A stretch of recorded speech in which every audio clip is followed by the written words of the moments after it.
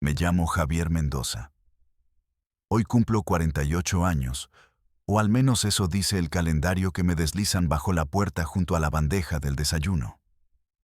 El tiempo aquí adentro es una sustancia extraña, espesa y gris, como el atole de avena que me dan cada mañana.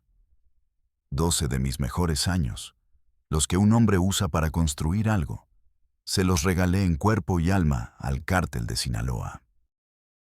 Los últimos 5 los he pasado aquí, en este cuarto blanco de 6x6, sin nombre, en algún rincón olvidado de los Estados Unidos, bajo un programa que con una crueldad exquisita llaman de protección a testigos.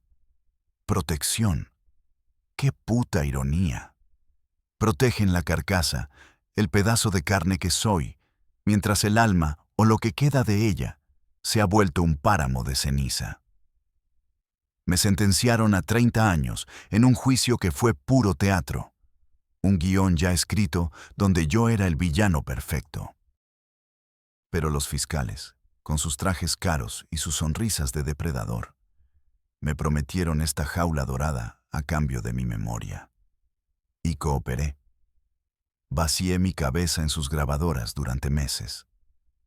Les di nombres que hacían temblar a generales, rutas que cruzaban el continente como venas en un cuerpo enfermo, números de cuentas en paraísos fiscales que contenían más dinero que el presupuesto de un país pequeño. Les di todo lo que pedían, todo lo que creían que era importante. Todo, menos la verdad más grande, la única que de verdad importaba. Esa me la guardé como un avaro guarda su última moneda de oro, porque hasta hoy creí que el silencio todavía tenía un valor, que era el último escudo que me quedaba. Me equivoqué. El silencio solo protege a los monstruos. Por eso hablo ahora. Por eso mis palabras se graban en esta cinta. Un monólogo para un mundo sordo. Hablo porque ya no me queda nada que proteger y, lo que es más liberador, nada que perder.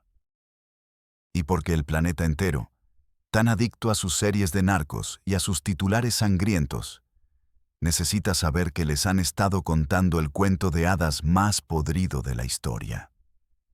Todos ustedes, los que se indignan con las noticias, los que consumen la violencia como entretenimiento, los que creen que entienden este negocio de sangre, poder y traición, no saben una mierda. Se tragaron con avidez la mentira que el propio sistema les cocinó y les sirvió en bandeja de plata. Juan José Esparragosa Moreno, el azul, el patriarca, el estratega silencioso, el diplomático de la cocaína, el verdadero cerebro que mantenía en un precario equilibrio a ese monstruo de 1000 cabezas llamado la Federación. No está muerto. No. No murió de un infarto mientras se recuperaba de un accidente de coche en 2014. Esa historia es una obra de ficción tan elaborada como la mejor de sus operaciones. Lo sé con la certeza del que estuvo ahí, del que movió las piezas en el tablero. Fui uno de los 3 hombres de su círculo más íntimo que orquestó ese grandioso montaje. Yo vi, con estos mismos ojos que ahora miran una pared blanca, como su supuesto fantasma, muy vivo y muy real, se subía a un jet privado con pasaporte suizo y destino a una nueva vida en Europa. Mientras en una iglesia de Culiacán, sicarios y políticos lloraban con lágrimas de cocodrilo, en una misa por el eterno descanso de su alma. El Señor, el verdadero jefe de jefes, no está bajo tierra. Está vivo. Probablemente ahora mismo, mientras yo hablo, esté en una villa con vistas al lago Lemán o en una isla privada en el Egeo, contando los miles de millones de dólares que el mundo entero cree que se perdieron o se repartieron tras su muerte. Y desde esa tumba falsa, desde ese exilio dorado, su sombra, su influencia, sigue siendo infinitamente más poderosa que todos los pistoleros descerebrados que hoy se masacran en las calles de México por los pedazos de un imperio que él, simple y llanamente, decidió abandonar como quien deja un trabajo de oficina. Ustedes se preguntarán, con toda la razón del mundo, ¿cómo un cabrón como yo, un don nadie, terminó siendo el guardián del secreto más explosivo del narcotráfico moderno? Como un simple mecánico, un tipo cuyo universo olía a grasa y a estopa, que se pasaba los días cambiando balatas y afinando motores en un taller mugriento en la periferia industrial de Guadalajara. ¿Llegó a ser la sombra personal de un hombre como el Azul? La respuesta es la de siempre. La que todos intuyen pero nadie quiere escuchar, porque es demasiado simple, demasiado vulgar, demasiado humana. No fue la ambición desmedida. No fue la fascinación por el poder ni una sed patológica de sangre. Fue la desesperación. La pura, afilada y helada desesperación que te acorrala en un callejón sin salida y te obliga a hacer pactos con el diablo. Mi hija, mi única hija, Valeria, tenía apenas 7 años y sus riñones, sus pequeños riñones, se estaban apagando como 2 bombillas viejas. Insuficiencia renal crónica, lo llamaron. Un nombre elegante para una sentencia de muerte lenta y cruel. Los doctores del Seguro Social, con la apatía de burócratas cansados, me dieron una lista de espera para un trasplante de 2 años y una palmadita en la espalda que se sintió como un insulto. 2 años. Para una niña que cada día tenía menos color en las mejillas, que ya no corría, que apenas sonreía. 2 años eran una eternidad y una tumba. Empecé a venderlo todo. Primero el taller, el sueño de mi padre, el lugar donde crecí. Lo malbaraté por unas cuantas migajas. Luego el suru viejo, el coche familiar. Después, la casita de mi madre, el último recuerdo tangible que me quedaba de ella. Empecé a pedir prestado. Primero a amigos, luego a conocidos, y finalmente a esa gente de ojos muertos y sonrisas torcidas, a la que nunca debí acercarme. Agiotistas, prestamistas del bajo mundo. Y aún así, no alcanzaba. El costo del trasplante en una clínica privada era una cifra astronómica, un insulto a mi pobreza. Una noche, ahogando mi impotencia en una cantina de mala muerte, el tipo de lugar donde el tequila sabe a lágrimas y la música de la rocola solo habla de traiciones, un tipo al que apenas conocía de vista se sentó a mi lado. Era un cliente ocasional del taller, uno de esos que siempre pagaban con fajos de billetes, nunca con tarjeta, y manejaba camionetas nuevas, relucientes, pero siempre sin placas. Se hacía llamar Chuy. No dijo mucho. Solo escuchó mi murmullo de borracho desesperado. Luego, con la calma de quien ofrece un trabajo de fontanería, sacó una servilleta, escribió un número y me la deslizó por la barra pegajosa. Marca mañana, a las 10 en punto, ni un minuto antes ni uno después. Di que hablas de parte mía. Hay una chamba de chofer, un viaje a la sierra. Pagan bien, pagan rápido. Al día siguiente, con una resaca que me partía el cráneo, marqué ese número. La voz al otro lado era fría, metálica. Me citaron en el estacionamiento de un centro comercial. Colgué el teléfono sintiendo un frío que no era de la mañana. Sabía, con cada fibra de mi ser, que le estaba vendiendo mi alma a lo que fuera que estuviera al otro lado de esa línea. Pero en mi otra mano tenía la cotización de la clínica. 400,000 pesos. Y la voz del teléfono me había prometido la mitad por un solo viaje de ida y vuelta. 200,000 pesos. No había elección. El lujo de la moralidad es para los que tienen el estómago lleno y a sus hijos sanos. Yo no tenía ni lo uno ni lo otro. Mi primer trabajo fue llevar a un contadorcillo flaco y nervioso, con lentes de fondo de botella y un sudor perpetuo en la frente, a un campamento escondido en lo más profundo del Triángulo Dorado. El camino era un infierno de terracería que serpenteaba entre barrancos. Mientras el contador hablaba en voz baja con hombres de rostro curtido y cuerno de chivo al hombro, yo me quedé junto a la camioneta, sintiendo el frío de la sierra cortándome la piel y el peso de una docena de miradas analizándome, desnudándome, juzgándome. No hice preguntas. No miré a nadie a los ojos. Solo fui un asiento con manos al volante. Conduje de regreso, cobré un fajo de billetes que apenas cabía en mi bolsillo y, sin contar el dinero, lo deposité íntegro en la cuenta del hospital. Una semana después, Valeria entraba al quirófano. Y yo, Javier Mendoza, mecánico, padre, un hombre que se consideraba decente, había muerto ese día en la cantina. En mi lugar nació el Javi, un apodo, una función, un hombre que ya no se pertenecía a sí mismo, sino a la organización.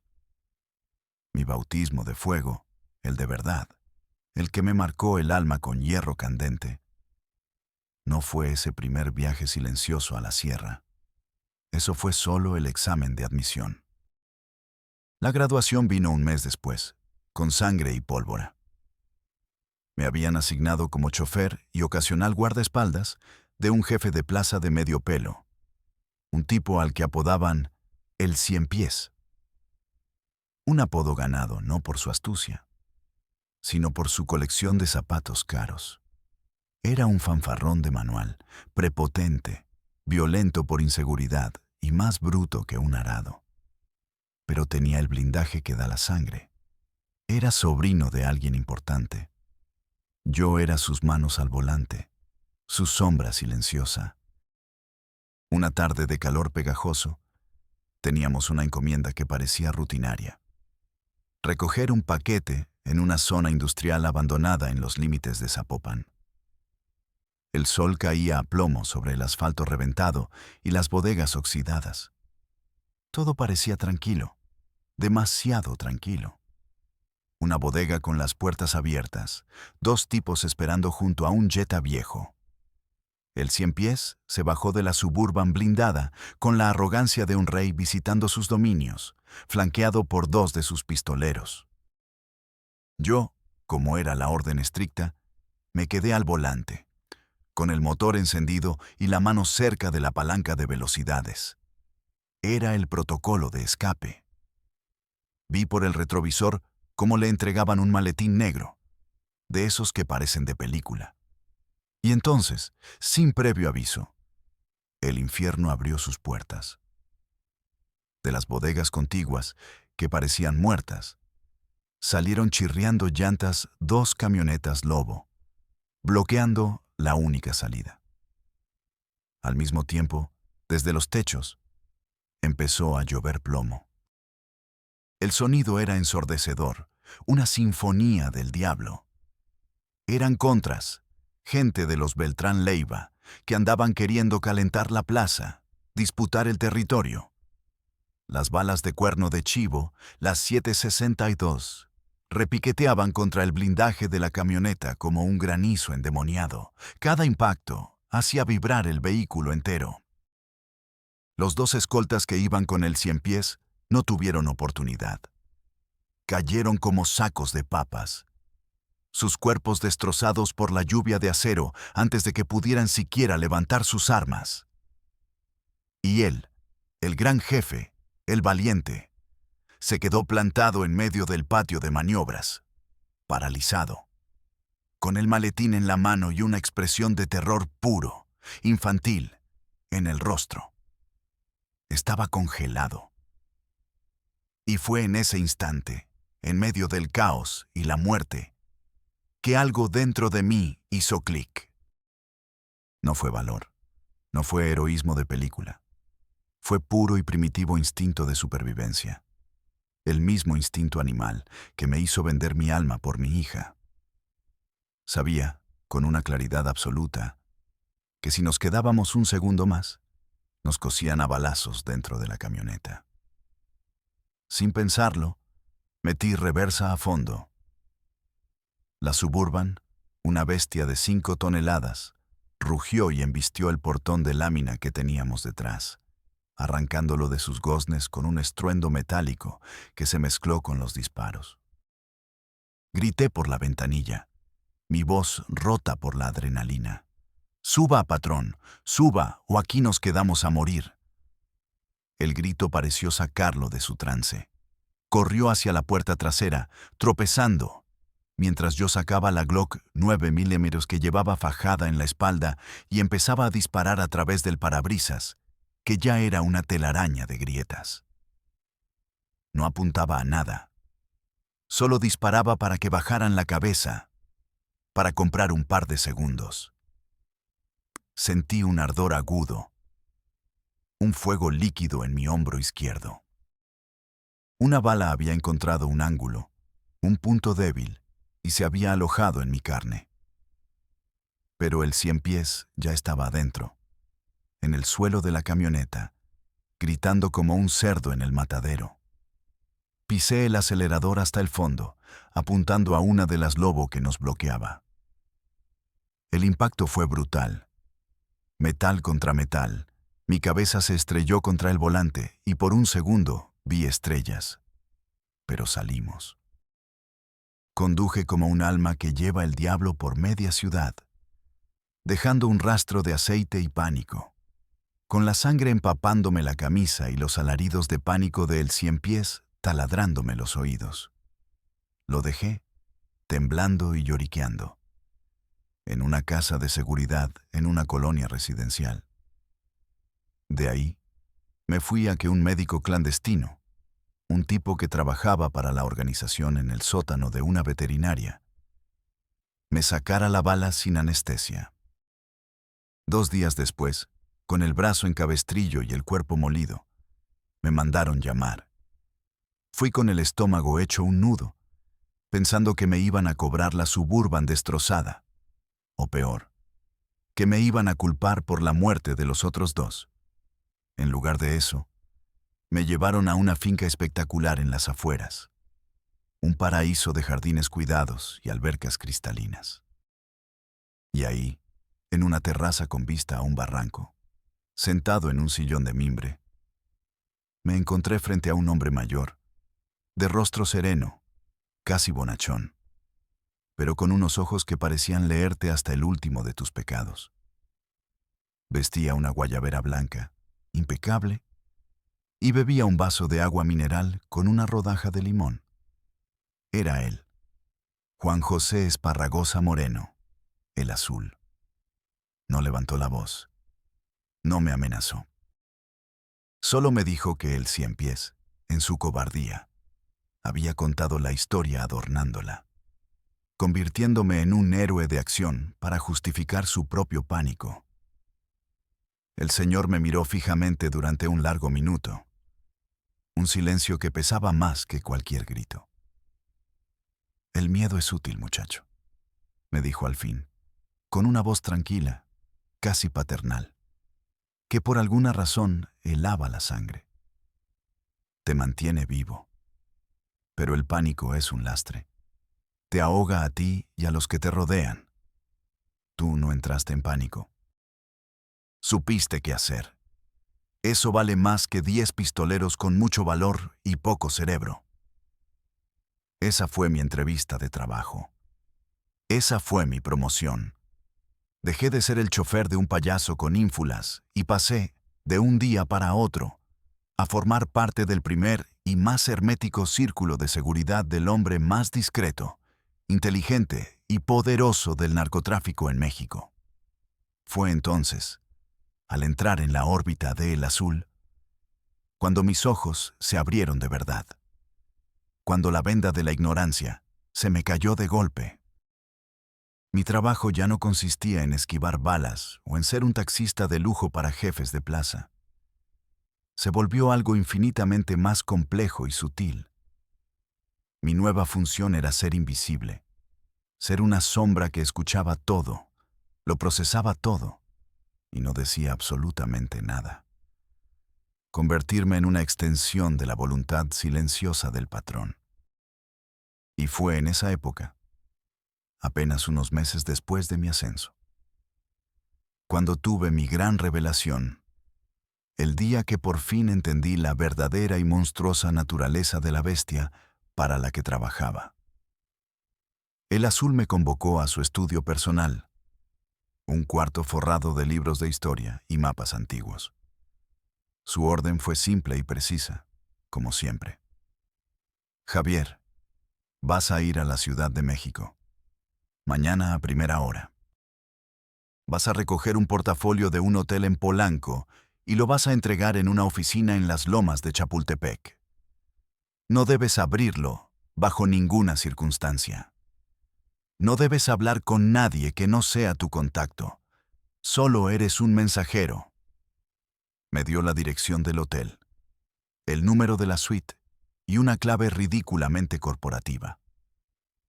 Vengo a revisar los planos del proyecto hidroeléctrico. Llegué a la Ciudad de México sintiéndome un extraño, un provinciano en la capital del poder. El hotel era un monumento al lujo, un lugar donde el aire parecía costar dinero. Subí a la suite presidencial. Mi mano sudaba al tocar el timbre. Esperaba encontrarme con tipos como yo, sicarios con botas de avestruz y cadenas de oro. Pero la puerta se abrió a un mundo diferente. Adentro, en una sala con ventanales que mostraban la ciudad a sus pies, no había matones. Había un senador de la República muy conocido, de esos que salen en la tele hablando de legalidad. Un general del ejército mexicano, con el pecho cubierto de medallas y una postura de acero. Y el director de una de las paraestatales más importantes del país. Estaban bebiendo un whisky que seguramente costaba más que mi sueldo de un mes, riendo a carcajadas, como viejos amigos. Al verme entrar, un tipo con mi cara de pocos amigos y mi ropa sencilla, se hizo un silencio incómodo. Me analizaron de arriba a abajo. Con la boca seca, pronuncié la clave. Vengo a revisar los planos del proyecto hidroeléctrico. El senador, un hombre gordo y de sonrisa fácil, no dejó de sonreír. Se acercó a una caja fuerte disimulada detrás de un cuadro y sacó un portafolio de piel idéntico al de El Cien Pies. Me lo entregó. Pesaba mucho. Supe en ese instante que ahí no había papeles, sino fajos de billetes. Millones de dólares. Salí de esa suite y caminé por los pasillos alfombrados del hotel con el corazón martillándome en el pecho, sintiendo el peso del portafolio como si llevara un cadáver en la mano. Y en ese trayecto, del lujo de Polanco a la opulencia de las lomas, lo comprendí todo con una claridad que me dio náuseas. Esto no era una guerra de narcos contra el gobierno. Esa era la historia para la plebe, para las noticias de las 10 de la noche. Esto era un negocio. Un inmenso, gigantesco y putrefacto negocio en el que los pistoleros como yo éramos solo la mano de obra barata. La carne de cañón que se mataba en las calles polvorientas de la frontera para que estos hombres, los verdaderos dueños del país, pudieran cerrar tratos multimillonarios en suites presidenciales. El cártel de Sinaloa no era el enemigo del Estado. Era su socio más oscuro y rentable, su brazo armado no oficial, la entidad que hacía el trabajo sucio que el poder político no podía permitirse. El azul no era solo un capo de la droga. Era un consejero de Estado en la sombra, un banquero sin banco, un político sin partido que movía los hilos de la economía, de la seguridad pública, de la justicia. Ponía y quitaba gobernadores, financiaba campañas presidenciales de todos los colores, decidía qué leyes se aprobaban y cuáles no. Y cuando había que mancharse las manos, cuando había que silenciar a alguien o aplicar la fuerza bruta, nos usaba a nosotros, a los Javier Mendoza del mundo. Ese día, el miedo físico que sentía en las balaceras, el miedo a una bala perdida, se transformó en algo mucho más profundo y helado. Un terror existencial. La certeza absoluta de que no había escapatoria. No podías huir del cártel. Porque el cártel no era una organización criminal. El cártel era el país entero. Un sistema corrupto hasta la médula del que todos, de una forma u otra, formábamos parte. Mi ascenso dentro de esa estructura invisible fue meteórico. El azul no valoraba la brutalidad descerebrada que tanto gustaba a otros capos. Él valoraba la lealtad silenciosa, la eficiencia y, por encima de todo, la discreción. Yo era discreto, era leal y era eficiente. Así que me convertí en su sombra, en el jefe de su escolta personal. Un título que se quedaba corto para lo que realmente hacía. Mi trabajo era la logística del poder en la sombra. Ya no se trataba solo de proteger su cuerpo, sino de proteger su anonimato, su invisibilidad. Yo organizaba sus reuniones secretas con políticos, empresarios y militares de alto rango, en lugares que no existían en ningún mapa. Yo diseñaba las rutas de escape de cada una de sus propiedades. Aseguraba las casas de seguridad, cambiándolas constantemente. Supervisaba la comida y la bebida que consumía, una tarea que me provocaba úlceras de estrés. Aprendí a leer a la gente de una forma que ninguna escuela enseña. A detectar a un traidor por la forma en que desviaba la mirada un microsegundo de más, a un policía encubierto por el corte de su cabello o por el tipo de nudo en sus zapatos. Me volví un paranoico profesional, y esa paranoia me mantuvo vivo a mí y a él. Pero no todo era tensión y sangre. Había momentos de una calma extraña, casi surrealista.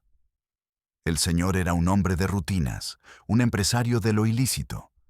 Le gustaba la música clásica, especialmente Vivaldi, y era un lector voraz de libros de historia, sobre todo biografías de estrategas como Napoleón o Sun Tzu. Podíamos pasar semanas enteras en un rancho aislado en la Sierra de Durango.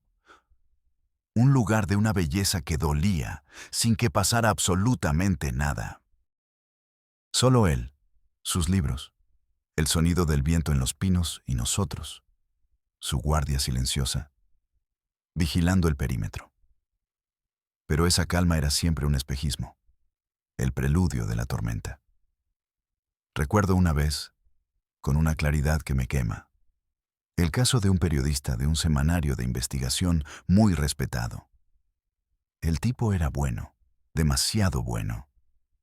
Empezó a publicar una serie de reportajes increíblemente detallados sobre las redes de lavado de dinero del cártel.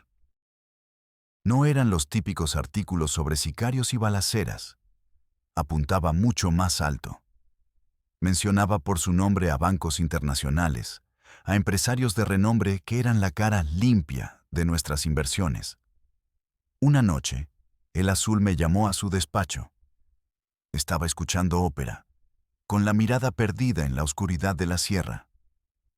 No parecía enojado, sino decepcionado. «Javier», me dijo, apagando la música con el control remoto. «Este señor está siendo tremendamente imprudente. No entiende que sus palabras son como piedras que provocan avalanchas. Está poniendo en riesgo a socios muy importantes, gente que garantiza la estabilidad de nuestro negocio». Hizo una pausa y me miró. «Necesita unas vacaciones largas, indefinidas». Nunca, jamás usaba la palabra «mátalo». Su lenguaje era siempre corporativo, aséptico, como el de un director general hablando de reducir personal. «Arréglalo». Y yo lo arreglaba. No hubo un levantón violento, ni un cuerpo encobijado tirado en una zanja para que lo encontraran los noticieros. Eso era para los salvajes. El estilo de El Azul era quirúrgico. Fue un trabajo limpio, elegante en su crueldad. Usamos a una mujer, una edecán de congresos, guapísima y ambiciosa. Le tomó semanas seducirlo, ganarse su confianza, convertirse en su amante. Una noche, en la suite de un hotel de la Riviera Maya, ella le puso una dosis potente de un sedante en su copa de vino. Lo sacamos de allí dormido, como un paquete. Lo subimos a una avioneta Cessna y lo volamos a Belice. Despertó en una cabaña frente al mar, con una nueva identidad, un pasaporte nuevo y una cuenta bancaria con $50,000. Y con una advertencia muy clara que le di yo personalmente, cara a cara. Si alguna vez volvía a México, si alguna vez volvía a escribir una sola palabra sobre nosotros o nuestros socios, su esposa y sus 2 hijos, a los que teníamos perfectamente ubicados, desaparecerían para siempre. Eso era el azul. Control, no caos. Prefería comprar, corromper o asustar antes que matar. La violencia era siempre el último recurso, la señal inequívoca de un fracaso en la negociación. Y yo, Javier Mendoza, el mecánico, me convertí en un maestro de esa diplomacia oscura. Entregué personalmente maletines con millones de dólares en efectivo a jefes de policía, a jueces federales, a candidatos a gobernador. Organicé la desaparición silenciosa de testigos incómodos. Me convertí en el conserje del infierno, el que limpiaba los problemas con una eficiencia aterradora para que el gran negocio del narcotráfico y la política pudiera seguir fluyendo sin interrupciones. Y con cada trabajo, con cada alma que corrompía o hacía desaparecer, una parte de mí se iba muriendo. Se iba calcificando hasta convertirse en una piedra insensible. Y entonces, llegamos al año 2014, el año que lo cambió todo, el clímax de mi vida dentro de la organización, el acto final de la gran ópera de El Azul. La situación en el tablero se estaba poniendo fea, impredecible. El Chapo, el rostro visible y ruidoso del cártel, había caído por segunda vez en febrero, en Mazatlán. Los gringos estaban encima de nosotros como nunca. La DEA y la CIA olfateaban por todas partes, con sus drones y sus informantes. La guerra contra los Zetas, aunque los habíamos debilitado, seguía cobrando un peaje altísimo en sangre y recursos. Y lo más importante, lo que nadie más veía. El señor estaba cansado. Yo lo veía en sus ojos, en el leve temblor de sus manos al servirse agua. Tenía casi 70 años. Había pasado toda su vida adulta en la clandestinidad, construyendo un imperio multinacional desde las sombras, sin una sola foto suya en los archivos policiales. Ya no quería seguir jugando esa partida de ajedrez mortal. Quería retirarse, disfrutar de su fortuna incalculable, de su familia dispersa por el mundo, de esa paz que solo el dinero puede comprar cuando sabes cómo usarlo.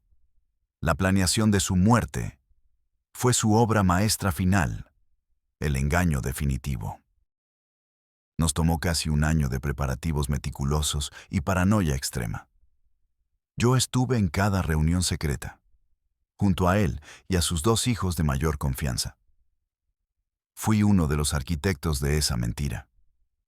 El plan, en su genialidad, se sostenía sobre 3 pilares fundamentales. Un evento médico creíble, un cuerpo sustituto incontestable y la eliminación total y absoluta de cualquier evidencia física. El primer pilar, el evento médico. Lo escenificamos con un supuesto accidente de coche.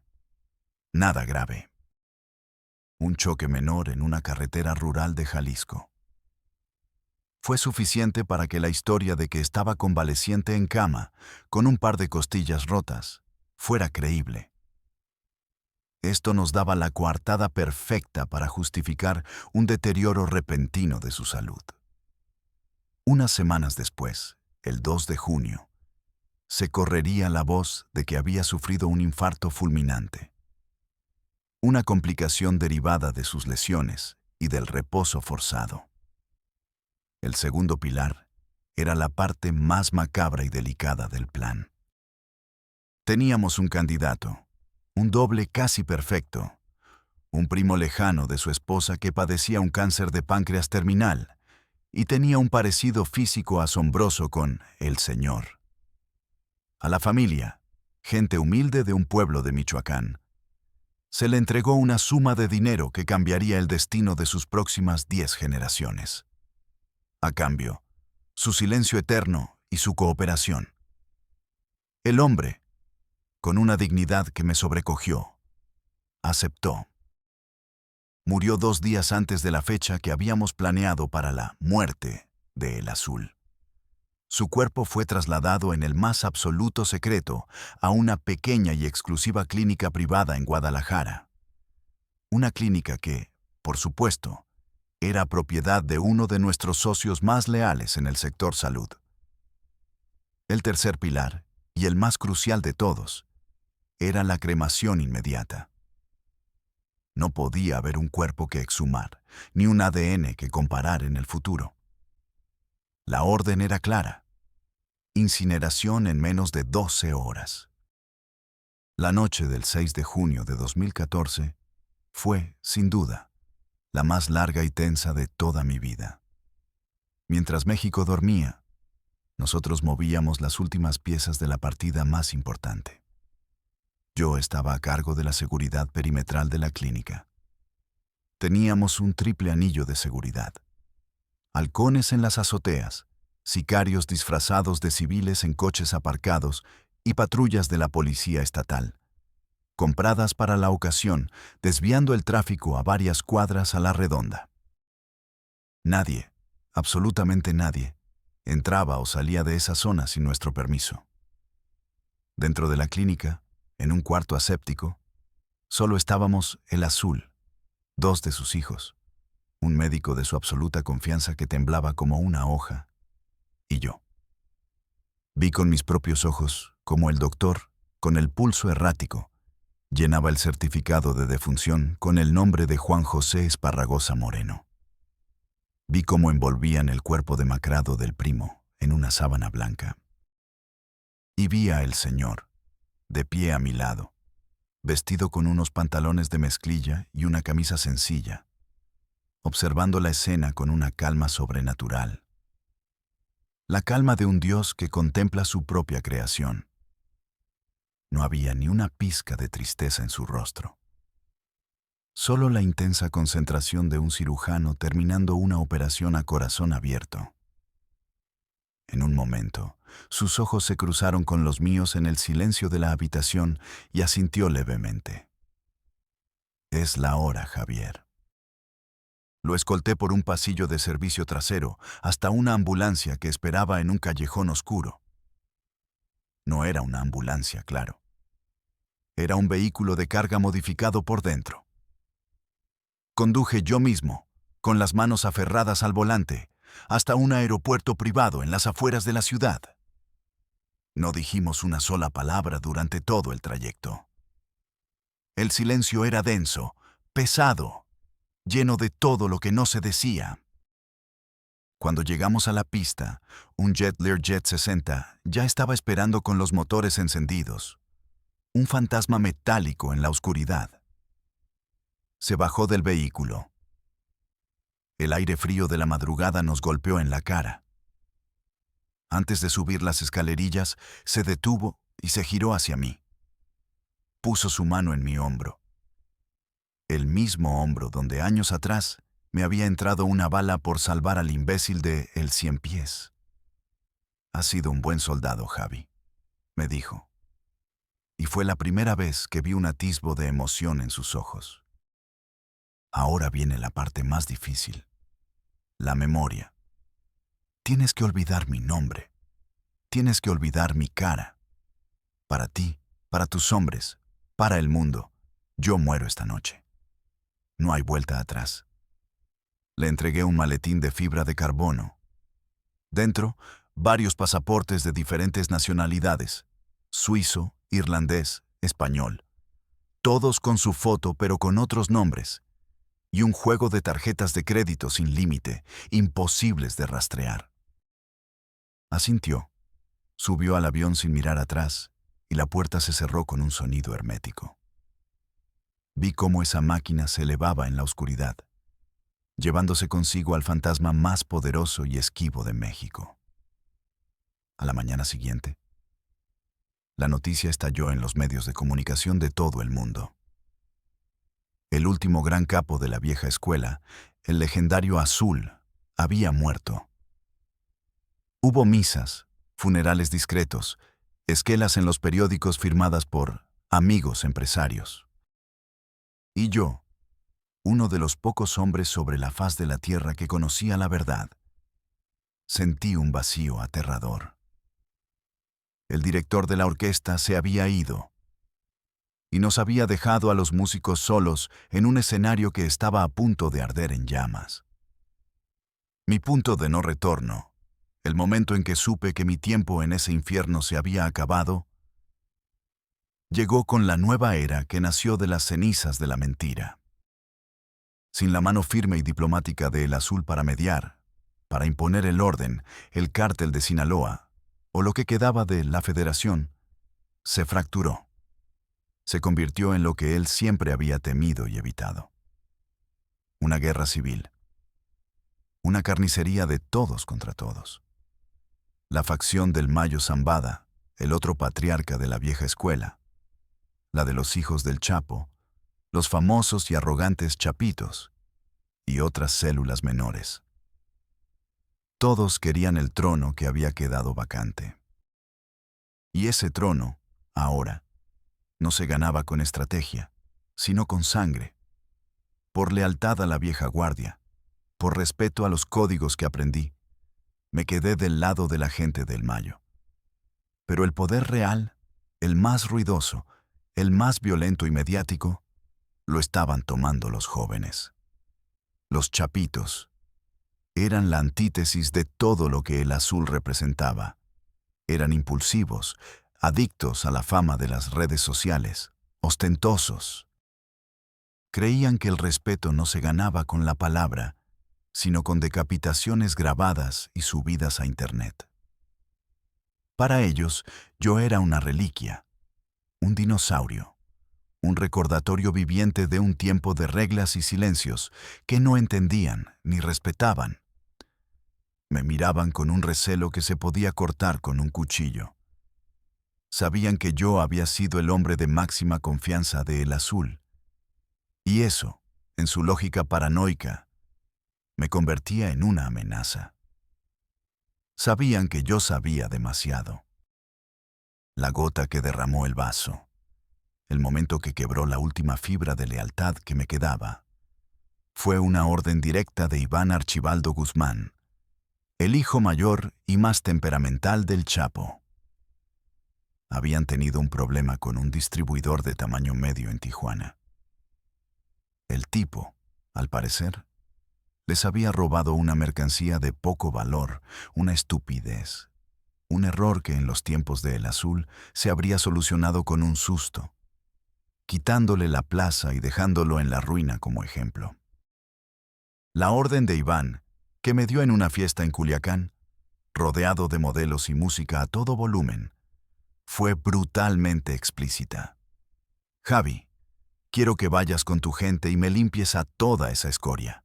A él, a su vieja, a sus 2 morritos y hasta al puto perro. Que no quede ni una puta cucaracha viva en esa casa. Y quiero que me traigas un video para verlo mientras desayuno. Me quedé helado. La sangre se me convirtió en hielo en las venas. Niños. En el código no escrito de la vieja escuela, un código que hasta los peores asesinos respetaban. Las familias eran sagradas.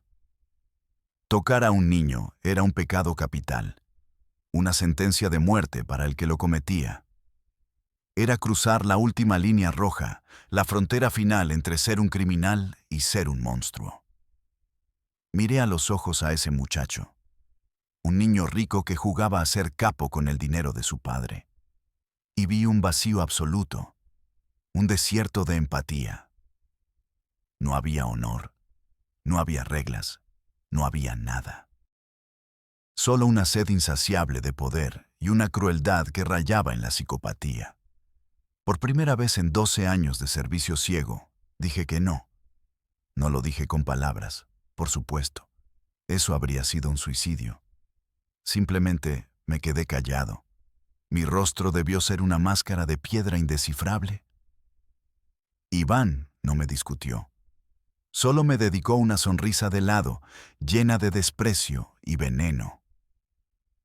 «Como quieras, viejito», dijo, dándome una palmada condescendiente en la espalda. «Hay mucha gente con más hambre que tú haciendo fila para este jale». En ese preciso instante, supe que mi vida en el cártel había terminado. Y que, muy probablemente, mi vida en general también estaba a punto de acabarse. Me había convertido en un archivo andante, en un fantasma incómodo. Sabía del montaje de la muerte de El Azul. Sabía de los sobornos a los políticos que ahora les servían a ellos. Sabía dónde estaban enterrados los cuerpos de sus enemigos. Y, lo peor de todo, sabía que el verdadero rey seguía vivo. Era un riesgo demasiado grande que no podían permitirse correr.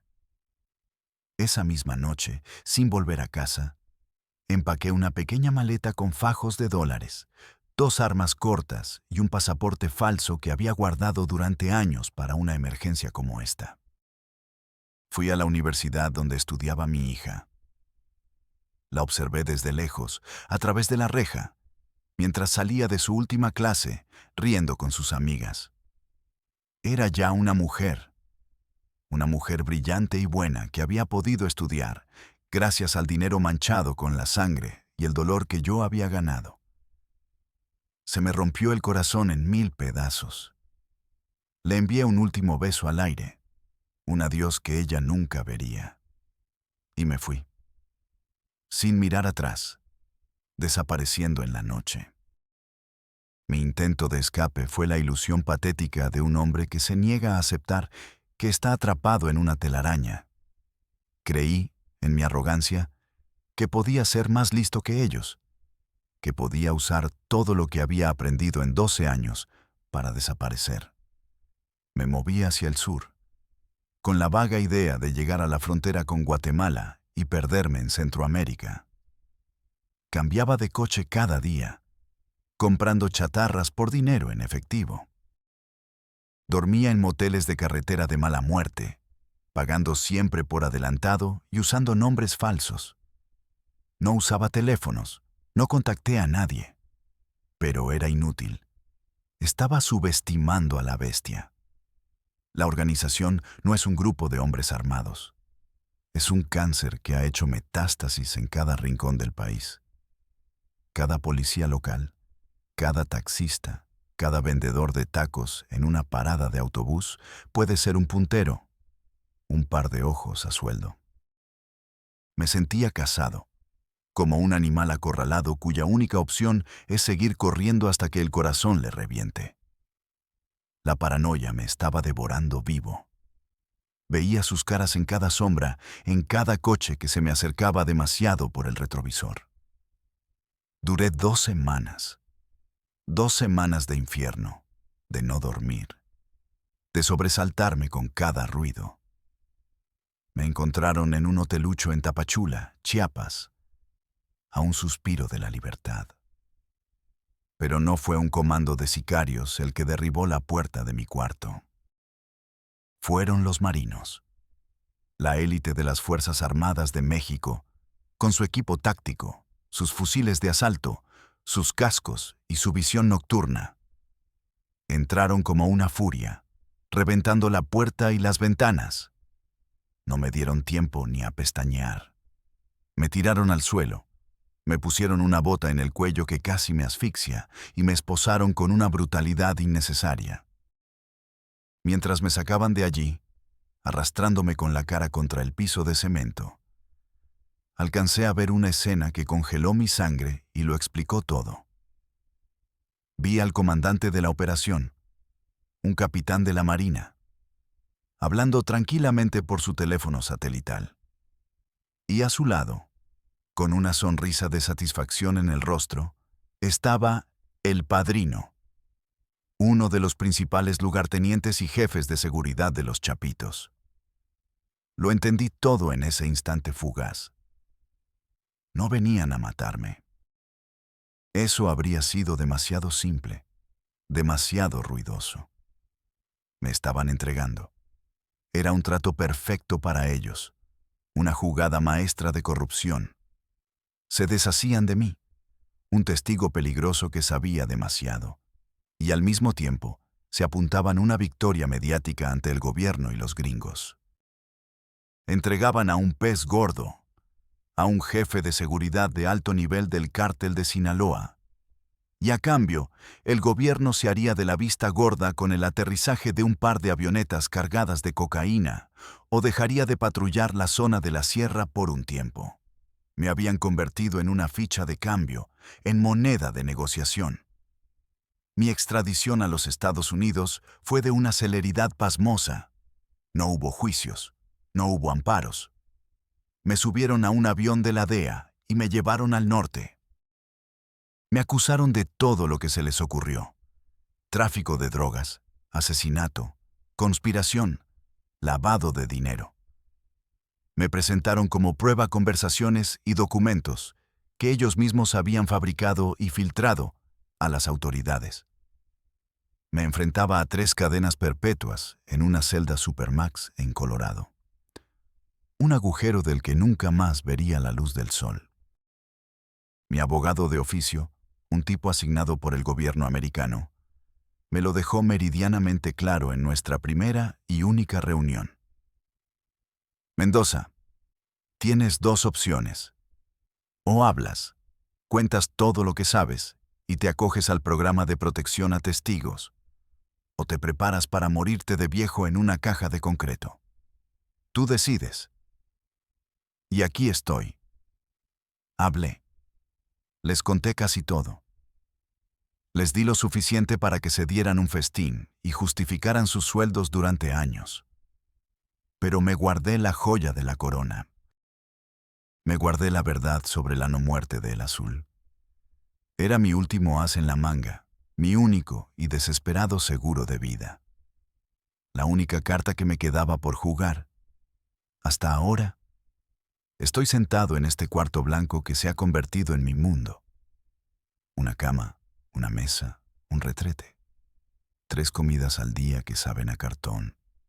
Televisión por cable con cientos de canales que solo muestran una vida que ya no es mía. Y el silencio. Un silencio atronador, absoluto, que un hombre no puede soportar por mucho tiempo sin volverse loco. Mi vida, tal como la conocía, se acabó. Mi hija, mi Valeria, mi única razón para haber entrado en este infierno, no sabe dónde estoy.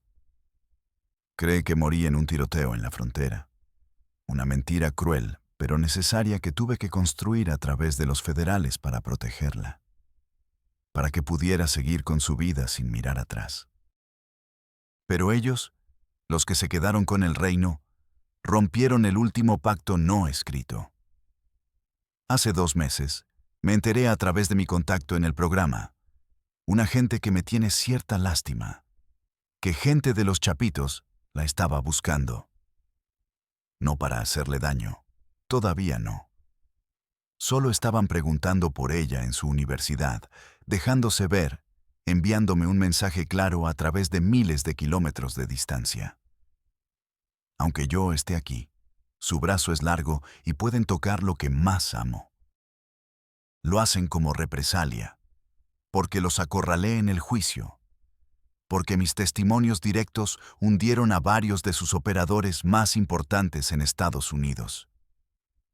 Y ahora vienen a por lo único que me queda, mi única luz. Por eso estoy hablando. Por eso estoy grabando esta confesión final, esta última botella lanzada al mar, para que el mundo la escuche. Ya no lo hago por un trato, ni por reducir mi condena, ni por salvar mi miserable pellejo. lo hago como mi último acto de guerra. Al revelar al mundo que el azul está vivo, siembro el caos, la duda y la desconfianza en el corazón de su organización. Hago que los gringos, tan soberbios, se pregunten a quiénes les han estado creyendo y a quiénes han estado protegiendo. Hago que sus socios en la política y en los negocios duden y teman. Es lo único que puedo hacer desde esta tumba en vida. No pido perdón. Para gente como yo, el perdón no existe y no lo merecemos. Mi alma está hipotecada y el diablo vendrá a cobrar su deuda tarde o temprano. Solo quiero, antes de que el silencio me devore para siempre, que sepan la verdad. Que los monstruos que ven en las noticias, los sicarios tatuados y los capos con botas de piel exótica, son solo los perros de pelea, la fachada sangrienta del negocio. Los verdaderos dueños del circo visten trajes caros, se sientan en consejos de administración, dirigen países y hablan de orden y ley. Este mundo del narcotráfico, con sus falsas promesas de dinero fácil, poder y respeto, es la trampa más vieja y mortal de todas. Es un espejismo en el desierto que te atrae con la promesa de agua y luego te devora con su arena movediza. En este negocio no hay trono al final del camino. Solo hay dos destinos posibles: una celda más grande o una tumba más temprana. Si alguna vez esa vida les parece atractiva, si el brillo del oro y el poder que te da un arma los tienta, por favor, recuerden mis palabras desde este cuarto silencioso. Yo lo tuve todo en ese mundo. Y ahora no tengo absolutamente nada. Y desde aquí, desde el fondo del abismo, se los juro, no hay salida. Nunca la hubo.